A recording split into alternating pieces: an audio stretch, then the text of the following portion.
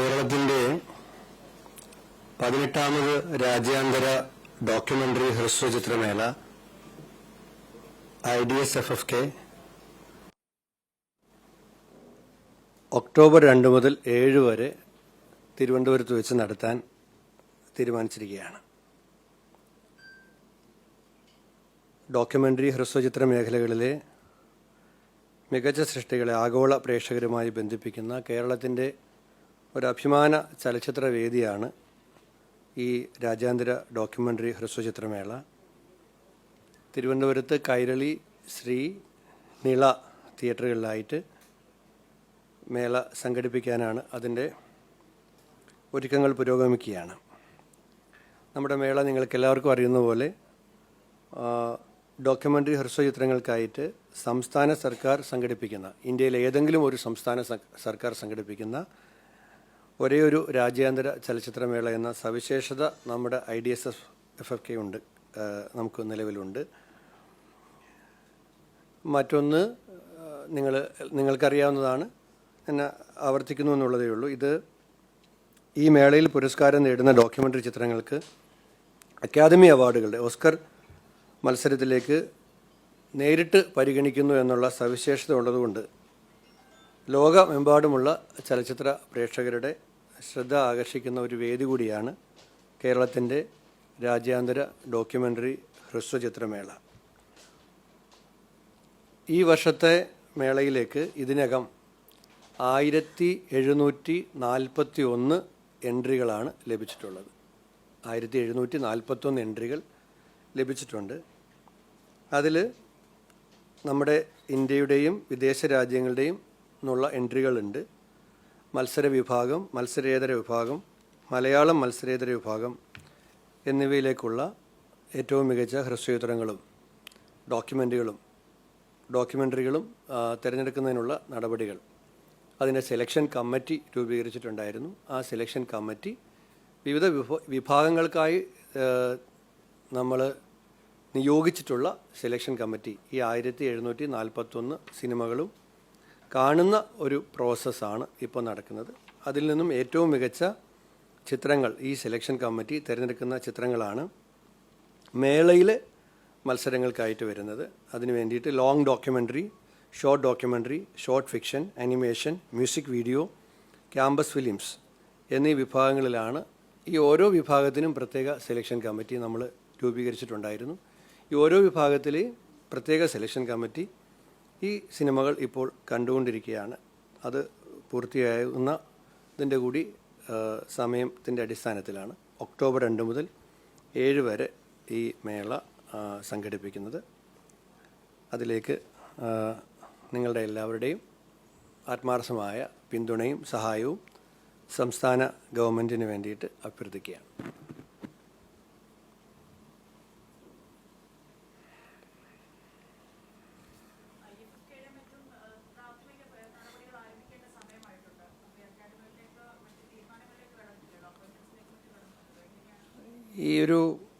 ഈ മാസം തന്നെ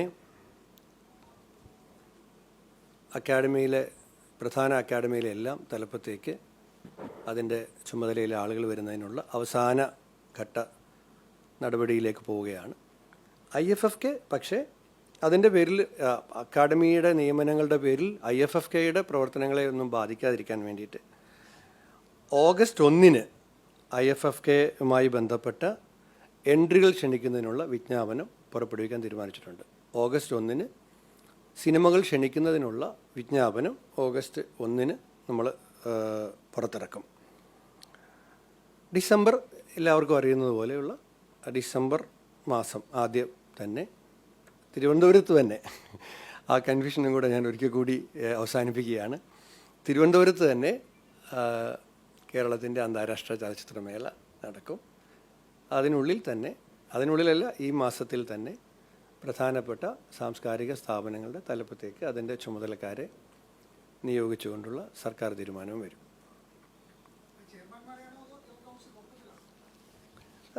അത് പ്രവർത്തിക്കാൻ ആവശ്യമായ സംവിധാനങ്ങൾ ജനറൽ കൗൺസിലും എക്സിക്യൂട്ടീവും ഒക്കെ ആയിട്ട് തന്നെ വരും. എങ്കിൽ മാത്രമേ അത് പൂർണ്ണമായും പ്രവർത്തിക്കാൻ കഴിയുള്ളൂ. എല്ലാം വരും, ജനറൽ കൗൺസിലും എക്സിക്യൂട്ടീവും എല്ലാം വരും. സാഹിത്യ അക്കാദമി, അതുപോലെ KSFDC, ഈ അക്കാദമി, ഈ സ്ഥലങ്ങളിലെ കരാർ നിയമനങ്ങളുമായി വലിയ ആക്ഷേപങ്ങൾ വരുന്നുണ്ട്. ഈ ധനകാര്യ പരിശോധന വിഭാഗത്തിൻ്റെ റിപ്പോർട്ട് വരുന്നു. എന്താണ് ഫർദർ ആക്ഷൻ? അതെല്ലാം പരിശോധിക്കുകയാണ്.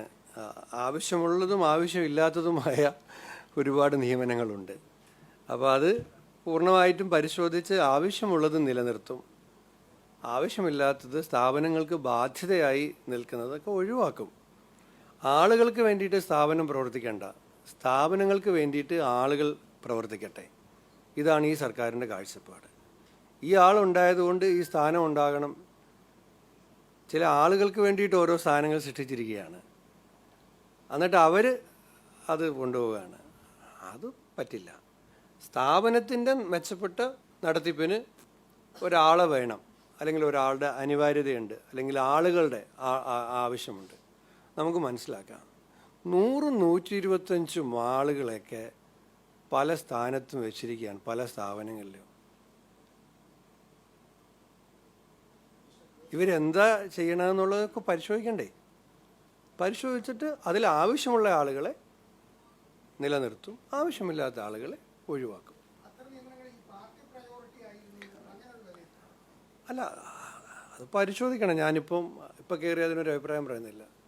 മെറിറ്റായിട്ടുള്ള ആളുകളുണ്ടെങ്കിൽ ഇനി അവരുടെ ഒന്നും പൊളിറ്റിക്കൽ അഫിലിയേഷൻ ഈ സർക്കാർ ഒരു മെറിറ്റുള്ള ഒരാളെ ഒരു സ്ഥാനത്ത് നിലനിർത്തുന്നതിന് വേണ്ടി അദ്ദേഹം ഏതെങ്കിലും കാലത്ത് ഏതെങ്കിലും സംഘടനയിൽ പ്രവർത്തിച്ചിരുന്നതാണ്. അങ്ങനെയുള്ള ഒരു വൈരനിര്യാതന ബുദ്ധിയൊന്നുമില്ല, മുമ്പുണ്ടായിരുന്നു. പക്ഷേ ഒരു മെറിറ്റും ഇല്ലാതെ ഈ സ്ഥാപനങ്ങളിലെല്ലാം ഇങ്ങനെ വ്യാപകമായ ആളുകളെ നിയമിച്ചിരിക്കുന്ന ഒരു സമീപനമുണ്ട്, ഒരു രീതിയുണ്ട്. അതിലൊരു മാറ്റം വരണം. KSFDCയുടെ പ്രവർത്തനങ്ങളൊക്കെ പ്രതിസന്ധിയിലാണ്. ഇപ്പോൾ തിയേറ്ററുകളുടെ കാര്യം തന്നെ എടുക്കാം. പുതിയ തിയേറ്ററുകൾ ഒരു കിഫ്ബി പ്രോജക്റ്റാണ്. അതിനൊരു റീപേയ്മെൻറ്റ് എഗ്രിമെൻ്റ് ഇല്ല.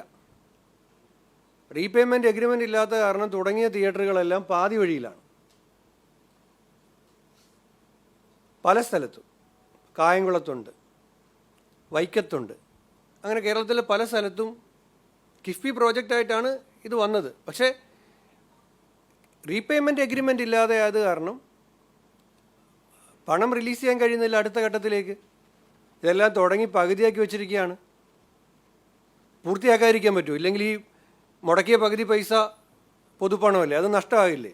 അപ്പോൾ അതിനി മീറ്റിംഗ് എടുത്ത് ബഹുമാനപ്പെട്ട ധനകാര്യ വകുപ്പ് മന്ത്രി, മുഖ്യമന്ത്രി കൂടിയാണ്, അദ്ദേഹത്തിൻ്റെയും കൂടെ സാന്നിധ്യത്തിൽ യോഗം വിളിച്ചു ചേർത്തിട്ട് വേണം ഇത് എങ്ങനെയാണ് ഫർദർ മുന്നോട്ട് കൊണ്ടുപോകാൻ കഴിയുക എന്നുള്ള കാര്യം നമുക്ക് തീരുമാനിക്കേണ്ടി വരുന്നത്. അവിടെ തന്നെ ചിത്രാഞ്ജലിയിലെ നിർമ്മാണ പ്രവർത്തനങ്ങൾ പകുതി വഴിയിലാണ്, അത് പൂർത്തിയാക്കണം.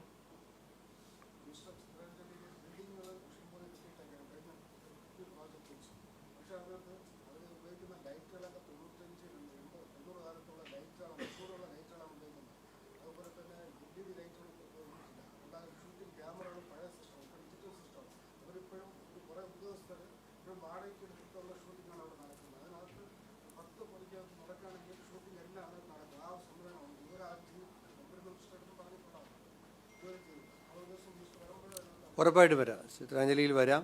ചിത്രാഞ്ജലിയിൽ എങ്ങനെ മുന്നോട്ട് കൊണ്ടുപോകാൻ കഴിയുമെന്നുള്ളതിനെക്കുറിച്ച് തീരുമാനമെടുക്കാം. അതെ,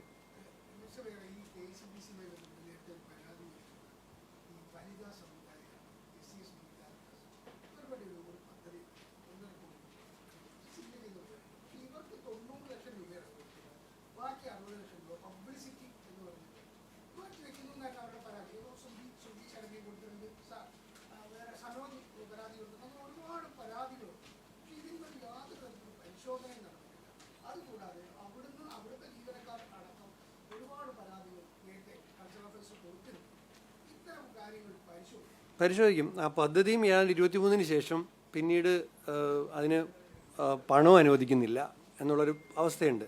സെലക്ഷൻ കിട്ടിയവർക്കും പണം കിട്ടാത്ത സ്ഥിതിയുണ്ട്. ഈ പ്രോജക്റ്റിൻ്റെ ഭാഗമായിട്ട് സിനിമ ചെയ്യാനുള്ള അനുവാദം കിട്ടിയവർ, നിസാർ പറഞ്ഞ മുഴുവൻ പൈസ കിട്ടാത്തതും, അവരുടേതായ കാര്യങ്ങളാണ് ഞാൻ പറഞ്ഞത്. ശരിയാണോ തെറ്റാണോ ഞാൻ പരിശോധിച്ചിട്ടില്ല, പരിശോധിക്കാൻ പോകുന്നതേ ഉള്ളൂ. അപ്പോൾ അവർ വഴിയല്ല ഇതിൻ്റെ വിനിയോഗം നടന്നത്.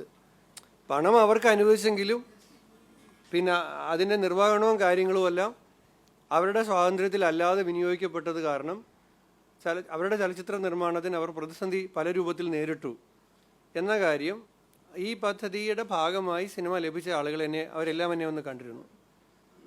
ഇവിടെ ഇല്ലാത്ത ആളുകളുണ്ട്, ചില ആളുകൾ വിദേശത്താണ്. ഇപ്പം അവർ വിദേശത്ത് നിന്ന് ബന്ധപ്പെട്ടിരുന്നു.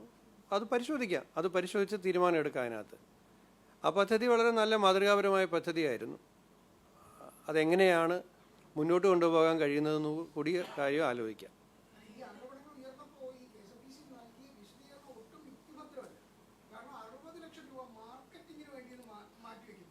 മിനിസ്റ്റർ തന്നെ നോക്കിയോ, എത്ര പോസ്റ്ററുകളാണ് ഈ ഇറക്കുന്നത്, അല്ലെങ്കിൽ ഏതെങ്കിലും ഹോർഡിങ്സ് വെക്കുന്നുണ്ടോ, അല്ലെങ്കിൽ തിയേറ്ററിൽ എന്തെങ്കിലും പബ്ലിസിറ്റി വെക്കുന്നു?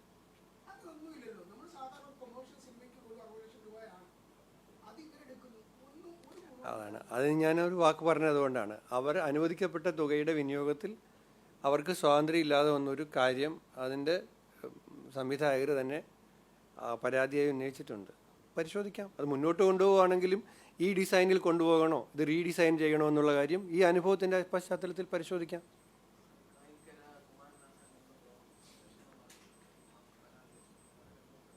അതുകൊണ്ട് അത് കാട് കയറി കിടക്കുന്ന ഒരു സ്ഥലത്ത് അതിൻ്റെ മറ്റ് സൗകര്യങ്ങൾ ഉണ്ടാക്കണം എന്നൊക്കെയുള്ള പരാതി അതിൻ്റെ ഭാരവാഹികളും സാംസ്കാരിക പ്രവർത്തകരും വന്ന് കണ്ട് നൽകിയിരുന്നു. അത് പരിശോധിക്കുന്നുണ്ട്, പരിശോധിച്ച് നടപടി സ്വീകരിക്കും.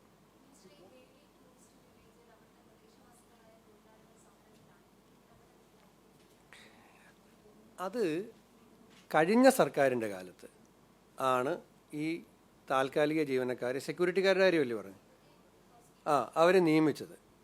കഴിഞ്ഞ സർക്കാർ തന്നെ അവരെ ഒഴിവാക്കിക്കൊണ്ട് ഒരു ഉത്തരവ് പുറപ്പെടുവിച്ചു. തെരഞ്ഞെടുപ്പ് കാലമായതുകൊണ്ട് ആ ഉത്തരവ് നടപ്പിലായില്ല. ആ ഉത്തരവാണ് കെഫ്കോൺ എന്ന് പറഞ്ഞ ഒരു ഏജൻസീനെ സുരക്ഷ മറ്റ് ചുമതല ഏൽപ്പിക്കാനാണ് കഴിഞ്ഞ സർക്കാർ തീരുമാനിച്ചത്. ഈ സർവീസ്മെന്മാരുമായിട്ടൊക്കെ ബന്ധപ്പെട്ട സംവിധാനമാണെന്നാണ് ഞാൻ പ്രാഥമികമായി മനസ്സിലാക്കുന്നത്. ഈ സർക്കാർ വന്നപ്പോൾ കഴിഞ്ഞ സർക്കാരിൻ്റെ കാലത്ത് ഈ സെക്യൂരിറ്റിയുമായി ബന്ധപ്പെട്ടെടുത്ത സർക്കാർ ഉത്തരവ്, ഉദ്യോഗസ്ഥ സംവിധാനം സ്വാഭാവികമായിട്ടും ഒരു ഗവൺമെൻറ് തുടർച്ചയാണല്ലോ, അത് നടപ്പിലാക്കാൻ തീരുമാനിച്ചിട്ടേ ഉള്ളൂ. വന്ന പ്രചരണം ഈ സർക്കാർ വന്നപ്പോൾ കഴിഞ്ഞ സർക്കാരിൻ്റെ കാലത്ത് വെച്ച ആളുകളെല്ലാം പിരിച്ചുവിട്ടു, വേറെ ആളുകൾക്ക് ചുമതല കൊടുത്തു എന്ന് വെച്ചിട്ടാണ് അവിടെ സമരം നടക്കുന്നത്. കഴിഞ്ഞ സർക്കാരിൻ്റെ കാലത്ത് അവർ മന്ത്രിമാരൊക്കെ ഉണ്ടായിരുന്നു ഇവിടെ, അവർ എടുത്തൊരു തീരുമാനമാണ്. ആ തീരുമാനം ഈ സർക്കാർ വരുമ്പം ഇംപ്ലിമെൻ്റ് ചെയ്യുന്നു എന്നുള്ളതേ ഉള്ളൂ.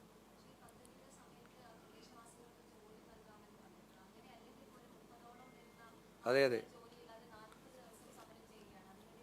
അല്ല, അതാ ഇടപെടത്തില്ലെന്നല്ല പറഞ്ഞത്. അത് കാര്യം ഞാൻ വിശദീകരിച്ചതാണ്. ഈ സർക്കാർ വന്ന് ആരെയും പിരിച്ചുവിട്ടതല്ല. അവരുടെ ചുമതലയിൽ നിന്നും ഒഴിവാക്കാൻ കഴിഞ്ഞ ഗവൺമെൻറ് ഒരു തീരുമാനമെടുത്തു, ജിയോ ഇറക്കി. ആ തീരുമാനം ഇപ്പോൾ ഇംപ്ലിമെൻ്റ് ചെയ്തു എന്ന് മാത്രമേ ഉള്ളൂ. ബാക്കി കാര്യം പരിശോധിക്കാം. നമ്മളൊന്നും ഒരു ഉത്തരവ് ഇറക്കിയിട്ടില്ല.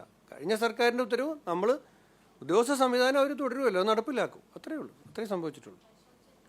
പരിശോധിക്കാം. അപ്പം നിയമിച്ച ആൾക്കാർ അവിടെ ജോലിക്ക് ചെല്ലുകയാണ്. കഴിഞ്ഞ സർക്കാരിൻ്റെ കാലത്ത് ഉത്തരവിൻ്റെ അടിസ്ഥാനത്തിൽ നിയമനം ലഭിച്ച ആളും അവിടെ ജോലിക്ക് ചെല്ലുകയാണ്. കഴിഞ്ഞ സർക്കാർ നിയമിച്ച് ഒഴിവാക്കിയവരും അവിടെ നിൽക്കുകയാണ്. അതാണ്. അപ്പം അതും എല്ലാം പരിശോധിക്കണം. നോക്കാം, പരിശോധിക്കാമെന്ന് ഞാൻ പറഞ്ഞല്ലോ.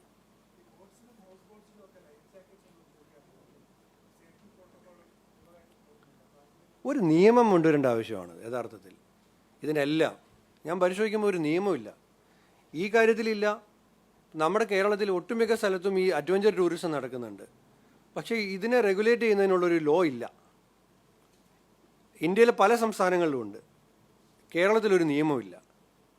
ഞാൻ ബഹുമാനപ്പെട്ട മുഖ്യമന്ത്രിയായിട്ട് സംസാരിച്ച് ഈ കാര്യത്തിൽ ഒരു നിയമം കൊണ്ടുവരുന്ന കാര്യം ആലോചിക്കുകയാണ്. ഇല്ലെങ്കിൽ നമുക്ക് പലയിടത്തും ഇടപെടാൻ കഴിയില്ല. ഇപ്പം ഞാൻ തന്നെ വെഞ്ഞാറമൂട് ഒരു അപകടം ഉണ്ടായി. നമ്മൾ ആരോടെ പറഞ്ഞേ? LSTD ഡിപ്പാർട്ട്മെൻറ്റിനോട് അവർ കൊടുത്ത ലൈസൻസ് തൽക്കാലത്തേക്ക് ഈ സുരക്ഷാ ക്രമീകരണങ്ങളെല്ലാം ഈ സ്ഥാപനം അല്ലേ, ഒരു അമ്യൂസ്മെൻറ്റ് പാർക്കാണല്ലോ അത് അവർ ഉണ്ടാക്കുന്നത് വരെ അവരുടെ ക്യാൻസൽ കൊടുത്ത അനുവാദം ഫ്രീസ് ചെയ്യാൻ പറഞ്ഞു. നമുക്ക് LSTDയോട് പറയാനേ പറ്റുന്നുള്ളൂ. കാരണം അവരാരും ടൂറിസം ഡിപ്പാർട്ട്മെൻറ്റിൽ നിന്ന് ഒരു അനുവാദവും വാങ്ങുന്നില്ല, വാങ്ങേണ്ടതുമില്ല. നിലവിലുള്ള നിയമം അനുസരിച്ച്. അപ്പം നമുക്ക് അവർക്ക് അനുവാദം കൊടുക്കാത്ത കാരണം നമ്മുടെ അനുവാദം പിൻവലിക്കാനും പറ്റത്തില്ല. അപ്പോൾ ആ സാഹചര്യത്തിലാണ് 17 പോളിസി ഉണ്ട്, പക്ഷേ ആക്ട് ഇല്ല. നമ്മളതുകൊണ്ട് ഇതിനകത്തൊരു ആക്ട് കൊണ്ടുവരണം. അഡ്വഞ്ചർ ആക്ടിവിറ്റീസ് ആണെങ്കിലും ഇത്തരം ആക്ടിവിറ്റീസ് ആണെങ്കിലും അപകടങ്ങൾ ഒരുപാട് താങ്കൾ സൂചിപ്പിച്ച പോലെ ഉണ്ടാകുന്നുണ്ട്. അത് നമ്മുടെ ടൂറിസത്തെ അഫക്റ്റ് ചെയ്യുകയും ചെയ്യും. നോക്കുമ്പോൾ ടൂറിസം ആക്ടിവിറ്റിയാണ്, പക്ഷെ നമ്മുടെ നിയന്ത്രണത്തിലല്ല.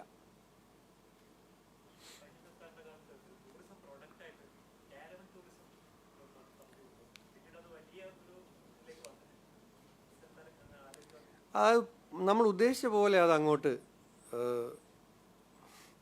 വന്നില്ല. എന്തുകൊണ്ടാണെന്നുള്ളത് നമ്മൾ പരിശോധിക്കുകയാണ്. നമ്മൾ ആഗ്രഹിച്ച നിലയിലേക്ക് ആ പ്രോഡക്റ്റ്, പല പ്രോഡക്റ്റും നമ്മൾ അടുത്ത കാലത്ത് നമുക്കൊന്ന് ലോഞ്ച് ചെയ്തിട്ട് മുന്നോട്ട് പോകാതെ പോയൊരു പ്രോഡക്റ്റ് അതാണ്. പല കാരണങ്ങളുണ്ട്, അത് പരിശോധിക്കാം. എന്തായാലും അത് നമ്മൾ ആഗ്രഹിച്ച രൂപത്തിലോ ഉദ്ദേശിച്ച രൂപത്തിലോ അത് വന്നില്ല. കാരവൻ ടൂറിസത്തിൻ്റെ കാര്യമാണ് ഞാൻ പറയുന്നത്. അത് പരിശോധിക്കാം. അത് ഗ്ലാസ് ബ്രിഡ്ജിൻ്റെ വാഗമണ്ണിൽ ആണെങ്കിലും മൂന്നാറിൽ ഉണ്ട്. അതിലെല്ലാം അത് അവിടുത്തെ കളക്ടർമാരോട് അതിൻ്റെ സുരക്ഷാ പരിശോധന നടത്താൻ പറയുകയാണ്. ഈ കാര്യത്തിൽ അത് പരിശോധിക്കാതെ നമുക്കൊരു ഉത്തരവ് കൊടുക്കാൻ കഴിയില്ല. അത് സുരക്ഷാ പ്രശ്നമുള്ളതാണ്. അതിനകത്തെല്ലാം പരിശോധിച്ചിട്ട് തീരുമാനം എടുക്കാൻ പറഞ്ഞിരിക്കുകയാണ്. കൂടുതൽ വാർത്തകൾക്ക് News 18 Keralam YouTube channel subscribe ചെയ്യുക.